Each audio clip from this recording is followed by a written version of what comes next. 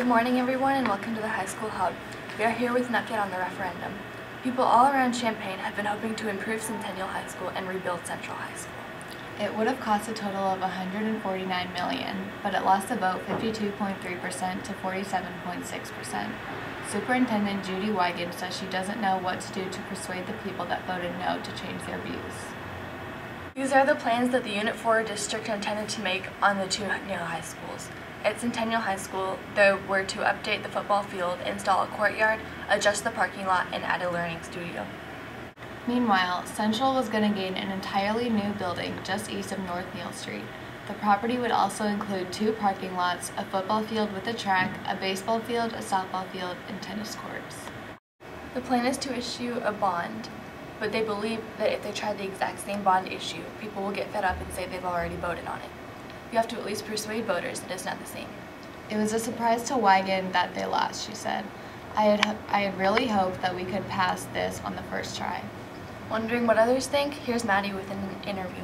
I'm here with Mr. Woods, the athletic director for Central High School, who has 2 kids currently going to this school. So, Mr. Woods, what are your feelings on the high school referendum? My feelings are pretty clear. It needs to pass, and for several reasons. One, the overcrowding issue that we currently face. We're at 103% capacity, and in about 6 years we're going to be at about 120% or more. The kids are coming. The kids are already in our elementary schools. Our current enrollment's about 1,250, and by 2022 we're going to be at 1,700. So as a student at Central High School, I would ask you, where are we going to put the extra 500 kids? Good question. Great question. Well, so what did you vote for? Normally I don't share, but I'm sure you can guess. All right. Do you think the referendum will pass at some point? I do. I think obviously it was a close race. I think there were about 1,000 votes difference. The yes votes had about 11, just over 11,000, and the no votes were just over 12.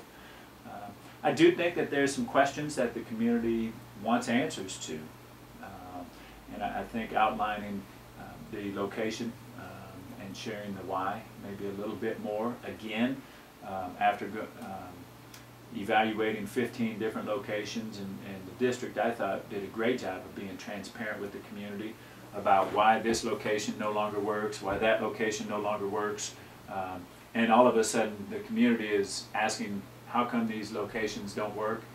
Something that I discovered through the process is that people don't pay attention until it's time to vote. So hopefully this referendum got people's attention, and now they will start being active participants in the planning and the different stages. Behind me. So, how does the referendum affect you? Did you get my email? I did, thank you. If it passes or if it doesn't? Isn't that fun when that happens? Right now. You want to take a time out? So, how does the referendum affect you and your family?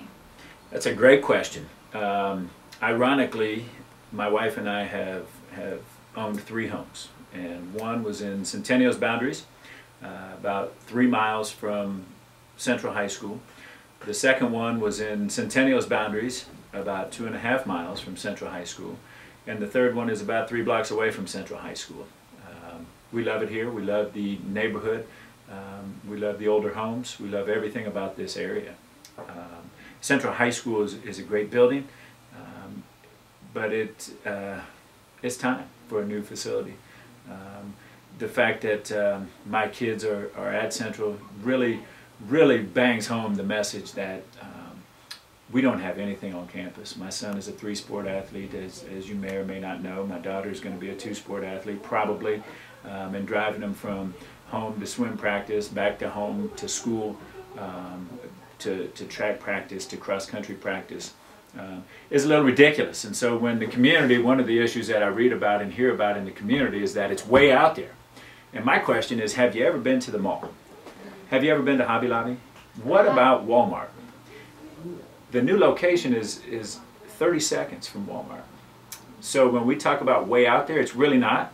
It's 2.4 miles to the north of where we're at now. Our softball facility, current softball facility, is 2.6 miles from where we're at right now. Our track, our swimming pool, our varsity football field, our tennis courts are all 2.4 miles from where we are right now. So there's no difference. The only thing we're doing is moving a little to the north.